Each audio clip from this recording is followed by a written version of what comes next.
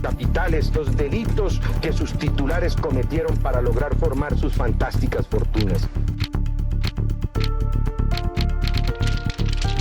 Colombia entregará a los delincuentes solicitados por la Comisión de Delitos. Lograr formar sus fantásticas fortunas.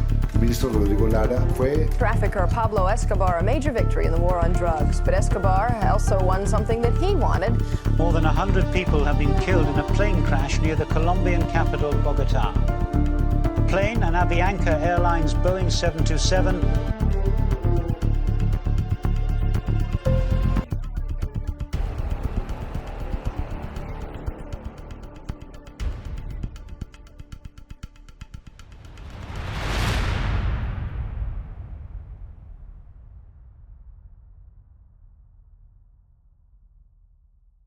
In today's video, we delve into the enigmatic world of Pablo Escobar, the notorious Colombian drug lord who left an indelible mark on history. Here are 13 surprising facts you may not have known about Pablo Escobar. Escobar, born into a modest family, embarked on a criminal path in his teenage years. He began with selling counterfeit diplomas and proceeding to forge report cards, smuggle stereo equipment, and steal tombstones. Escalating his offenses, he turned to car theft, resulting in his first arrest at 25 in 1974. Soon after, he became a prominent drug smuggler, leading his crime gang to evolve into the infamous Medellín Cartel.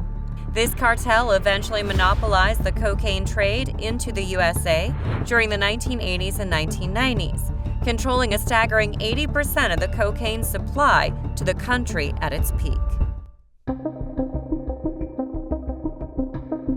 In 1976, Pablo Escobar entered into marriage with Maria Victoria Ano. Escobar, 26 years old at the time, eloped with Ano, who was only 15. They had 2 children together, Juan Pablo, now Sebastián Mariquén, and Manuela. Reports suggest that Escobar engaged in numerous extramarital affairs, going to the extent of constructing a secret hideaway known as a bachelor's pad to rendezvous with his mistresses without Ano's knowledge. Allí comíamos muy bien, habían fiestas, habían reinas de belleza que subían, habían orgías. Pablo Escobar disfrutaba los placeres del sexo. Le fascinaba colocar 2 mujeres hermosas, hacer el amor entre ellas. In 2007, journalist Virginia Vallejo published a book, Loving Pablo, Hating Escobar, recounting her romantic involvement with Escobar between 1983 and 1987. The book sparked the reopening of investigations such as the Palace of Justice siege in 1985 and the assassination of presidential candidate Luis Carlos Galán in 1989.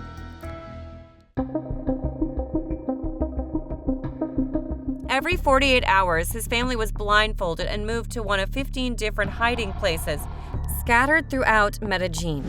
Upon arrival at a new hideout, Escobar's family meticulously examined the surroundings, searching for any familiar details. If anything seemed recognizable, that location was immediately discarded as a future hideout, and the family was swiftly relocated to a new spot.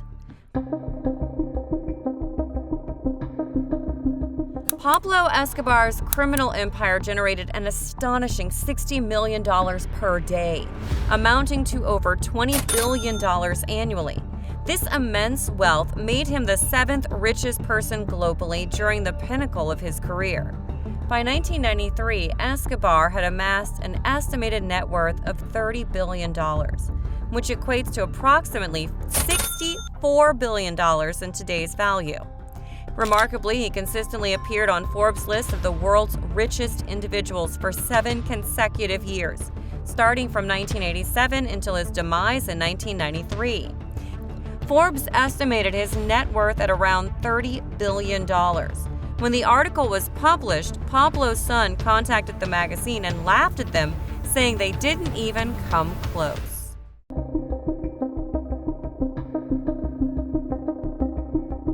Escobar's election to the Colombian Congress in 1982 turned out to be a strategic mistake.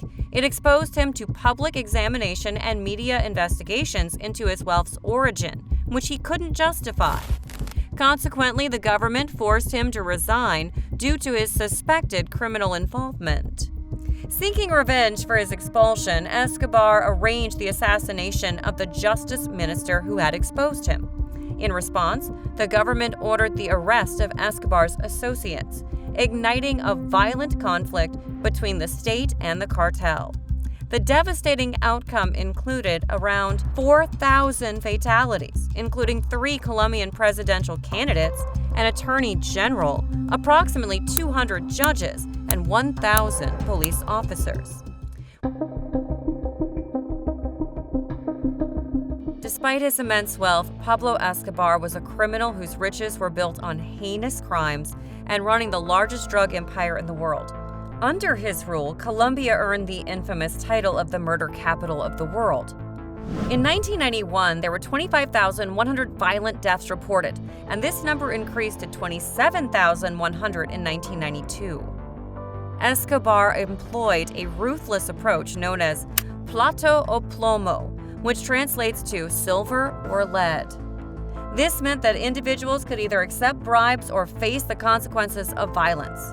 One of the most notorious incidents involved the cartel allegedly detonating a bomb on a plane in 1989, believing that an informant was aboard. Tragically, over 100 innocent people lost their lives in this horrific act.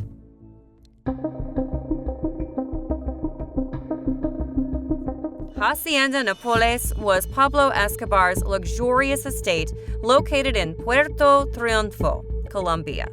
Spanning 7,000 acres and costing around $63 million, it featured various amenities, such as a soccer field, dinosaur statues, artificial lakes, a bullfighting arena, an airship, and a tennis court. In November of 2006, the property was valued at approximately $2.23 million and came under government ownership. Notably, Pablo Escobar possessed an astonishing collection of vehicles and vessels. The government seized a portion of his fleet, which included 142 planes, 20 helicopters, 32 yachts, and 141 homes and offices. Additionally, his collection encompassed a remarkable 2 submarines, which were utilized for drug smuggling. While some U.S. and Colombian officials viewed Pablo Escobar as a villain and terrorist, many impoverished Colombians saw him as a generous benefactor.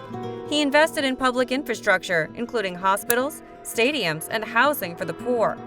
One example is Barrio Pablo Escobar, a neighborhood he built in Medellín to provide housing for those living in slums. He also supported social programs and constructed over 60 soccer fields for the youth. Thousands of people, particularly Colombians who appreciated his philanthropy, attended his burial in Medellín, with an estimated 25,000 people in attendance. The biggest problem with Escobar's ever-flowing wealth was that it all gained from illegal activities. In addition to spending $2,500 every month for rubber bands to keep the money together, the Medellín Cartel wrote off an estimated $1 billion of spoilage every year. The money was lost due to natural causes such as water and fire. Rats ate almost $500 million of his fortune every year. Pablo Escobar loved his daughter Manuela. She was his daughter from Ano, the 15-year-old he had eloped with. Their other child, Juan Escobar, now Sebastian Marroquin, revealed in an interview that once their family were in a hideout in the Medellín mountainside and Manuela became hypothermic. Unable to find a solution for it, Pablo Escobar burnt about $2 million just to keep his family warm. This man was out of this world. La Catedral was a luxurious prison ordered by Pablo Escobar. In 1991, he made a deal with the Colombian government, surrendering in exchange for a 5-year prison term without extradition to the U.S. La Catedral was far from a typical prison. It had amenities like a football pitch, a bar, a jacuzzi, and even a telescope for Escobar to see his daughter's residence in Medellín while talking on the phone. Escobar handpicked his own guards. However, when Escobar tortured and killed 4 of his lieutenants in La Catedral, the government decided to transfer him to a regular prison. Escobar refused and escaped, allegedly walking out through the back gate while the Colombian army surrounded the prison. Pablo Escobar once said that he would rather have a grave in Colombia than a jail cell in the U.S. If there was one thing the greatest drug lord in history feared, it was extradition to the United States. His fear of extradition was so big that he once agreed to pay off Colombia's debt, which reached a massive $10 billion, in return for changing the extradition laws of the state. After a 16-month search led by the Search Block and a 600-man unit trained by the U.S. Delta Force, Pablo Escobar was finally apprehended. However, there is controversy surrounding his death. On December 2, 1993, the day after his 44th birthday, his hideout in Medellín was discovered. In a rooftop gunfight, Escobar and one of his bodyguards were killed. But it is unclear whether it was the result of the gunfire or a deliberate execution by the task force. Thus, the life of the infamous criminal came to an end. And that concludes our journey through the fascinating life of Pablo Escobar. Stay curious, stay informed, and until next time, this is Lux Lab signing off.